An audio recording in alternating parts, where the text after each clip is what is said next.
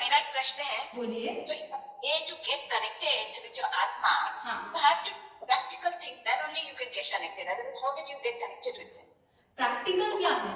Practical मतलब वो आपको जीवन में वो लाते जाना पड़ता है ना कि भाई आप अपने कर्म को जो क्या कर सकते हो, क्या चीज पे राग द्वेष वो तभी आप कनेक्ट हो सकते हो। उसके पहले आप कैसे कनेक्ट होते हैं?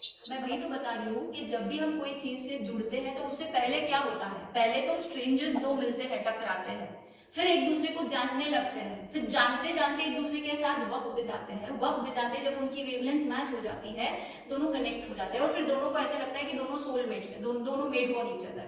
तो मेड फॉर ईच अदर तक की जो फीलिंग तक वो लोग पहुंचे हैं, तो कहानी कहाँ से शुरू हुई? एक दूसरे को जानने से। तो मैं यही कहूंगी कि ध्यान से पूर्व ज्ञान आवश्यक है। तो आत्मा का ध्यान से पहले आत्मा का ज्ञान होगा। तो आत्मा का ज्ञान कहां से होगा? जो आत्मज्ञानी है उन्हीं से प्राप्त होगा। जो मटेरियलिस्टिक लाइफ जी रहे हैं, जिनको आत्मा की कोई खबर नहीं है, उनसे तो नहीं मिलेगा ना। सो आत्मज्ञानियों के पास ही आत्मा का ज्ञान मिलेगा।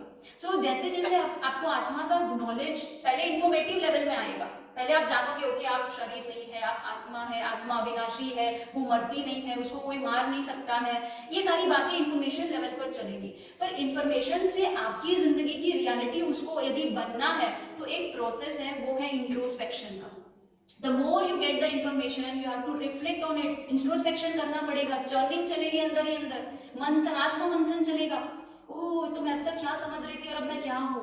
सो इस तरह से आपके अंदर जब चर्निंग चलेगी और जब आप धीरे धीरे वो सत्य आप में घुलने लगेगा, तो वो जितनी भी थ्योरी जो इंफॉर्मेशन लेवल पर आपके ब्रेन में थी, वो आपकी जिंदगी की रियलिटी बनने लगेगी। और जैसे जैसे वो रियलिटी बनने लगेगी, आपका कनेक्शन बनता जाएगा। अब देखो, आपका आत्मा के साथ कनेक्शन होगा ना। मैं अपना पर्सनल एक्सपीरियंस बताती हूँ आपको कि जब तक मेरा आत्मा से कनेक्शन नहीं था, तब तक मेरे को शास्त्र से बताया गया है भाई क्रोध नहीं करना चाहिए, गुस्सा करने से बुरे कर्म का बंध होता है, तिर्यंच गति मिलती है, तुम गुस्सा मत करना, ये सारा इंफॉर्मेशन मिला। और इस दिशा में अगर मैं जाती हूँ तो उसका कोई एंड नहीं आ रहा है। मैं हर बार सोचती हूँ गुस्सा नहीं करना, पर गुस्सा आ रहा है। तो this is not the direction. पर जैसे जैसे मेरा सेल्फ के साथ कनेक्शन बना, अपने आप मेरा क्रोध शांत हुआ है। मुझे याद भी नहीं आता है कि मैंने कितने दिन पहले क्रोध किया था या क्रोध आया भी था मुझे। I don't remember.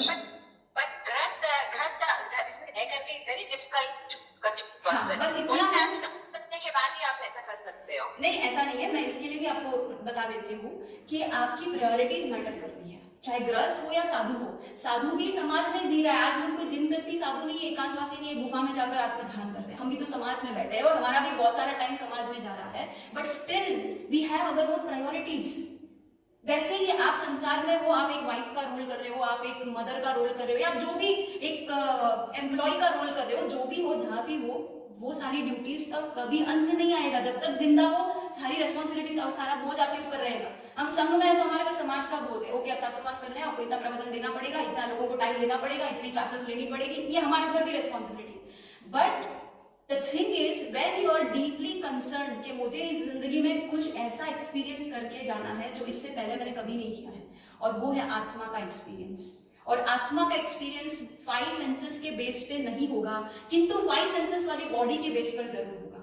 5 इंद्रिय शरीर आपको आवश्यक 100% अनिवार्य है आत्मज्ञान के लिए, किंतु आत्मा का ज्ञान आत्मा के द्वारा ही होगा, और वो मनुष्य जन्म में ही होगा। और मैं अपने जन्म को व्यर्थ नहीं जाने दे सकती, क्योंकि मुझे और संसार में नहीं भटकना है। ये बात अगर आपके लिए बहुत इंपॉर्टेंट हो जाती है, आप इसके लिए बहुत कंसर्न हो जाते हो, तो बाकी सारी चीजें साइड ऑटोमेटिक हो जाएगी, मुझे कहना नहीं पड़ेगा। You will make time. So that is where is the reality is कि आपका इंटरेस्ट वहां जाना चाहिए, आपके अंदर रुचि, आपके अंदर वो सीरियसनेस, वो चाहत, ये सारी मैटर करती है। तो आपकी प्रायोरिटी होगी तो आप कैसे भी समय निकाल ही लोगे। ठीक है, मैं बोल चुकी हूँ कि 8 घंटे ऑफिस का समय है, पर अगेन मैं बोल रही हूँ कि आप 1 घंटा भी स्वाध्याय अगर क्वालिटी टाइम वाला करते हो ना, तो बाकी के 23 घंटे के ऊपर बहुत इंपैक्ट रहता है उसका। आप कभी अनुभव नहीं किए हैं, बट आप अनुभव करके देखो। अगर आपने सीरियसली क्वालिटी टाइम वाला स्वाध्याय 1 घंटा भी किया है, your life will change. I am telling you. आप खाली 20 मिनट का नियम ले लो, every day minimum 20 minutes I have to hear Jinvani. Seriously आप 6 महीना ये नियम लो। आप ये क्वेश्चन मत करो मेरे को कि मेरी जिंदगी कैसे बदलेगी, मेरे को गुस्सा कैसे कम होगा, मेरा राग द्वेष कैसे कम होगा। ये सब डायरेक्शन में नहीं जाना है। क्या करना है मैं बता रही हूँ, 20 मिनट जिनवाणी को सुनो। आपको महाराज साहब की आवश्यकता नहीं है। आपके यूट्यूब पे बहुत सारे महाराज साहब, बहुत सारे पंडित, बहुत सारे लोग बोल रहे हैं। We are in the Android generation, हमारे लिए अब वो इश्यू नहीं है। हम कितने रिकॉर्डेड सेशंस को बार बार सुन सकते हैं। राइट? तो मैं आपको बोलूंगी कि 20 मिनट का नियम ले लो, 6 महीने के बाद अगर आपके अंदर परिवर्तन नहीं आएगा, देन यू क्वेश्चन मी कि अब क्या इसका और क्या उपाय हो सकता है, राइट? तो आप खाली क्या करना है उस डायरेक्शन में जाओ और अपनी चाहत को जगाओ। खाली बातें करने से जिंदगी नहीं बदलती है डियर, आपको उतना डेडिकेशन और उतना इन्वॉल्वमेंट देना पड़ता है।